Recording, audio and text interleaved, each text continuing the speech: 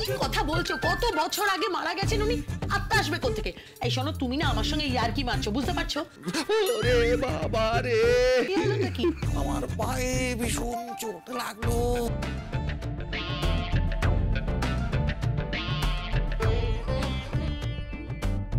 এই তোমার হাতে ওটা কি? কই হাতে কিছু নেই তো। হাতে কিছু নেই? এক্ষুনি দেখ।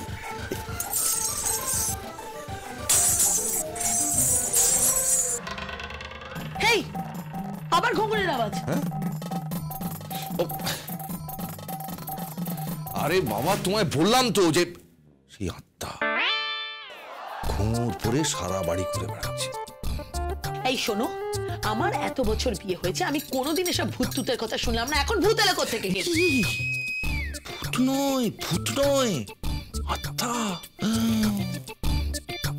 আমার ঠাকুমার আত্মা। তা তোমার ঠাকুমার আত্মা রাত দুপুরে এই বাড়িতে ঘুরে বেড়াচ্ছে? না না, খালি ঘুরে বেড়াচ্ছে না, ঘুঙুর পরে ঘুরে বেড়াচ্ছে। ছম ছম ছম ছম। হীরক, তুমি না আমার কাছ থেকে কিছু লুকোচ্ছ। আমি দেখবো তোমার হাতে কি আছে, দেখবোই এবার। আমি এবার দেখবোই যে তোমার হাতে কি আছে। দেখাও হাতটা, দেখাও হাতটা, দেখাও দেখাও। হাতে কিছু নেই, তবে পেটে আছে। মানে না মানে পেটে কিছু নেই, মানে আছে।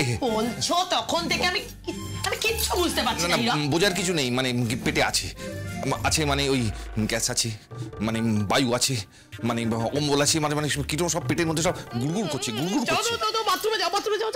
বাথরুমে যাই। আরে কোথায় কোথায় যাচ্ছ? বাথরুমে এদিকে? না মানে ওই বাথরুমে ঠিক গিয়ে আমার ঠিক হবে না, মানে বুঝতে পারছো? হবে না মানে শোনো না, আমি বাবার কাছে যাই, গিয়ে একটু মেডিসিন খাই, খেয়ে তারপরে না হয় বাথরুমে যাবো। ঠিক আছে যাই। ঠিক আছে।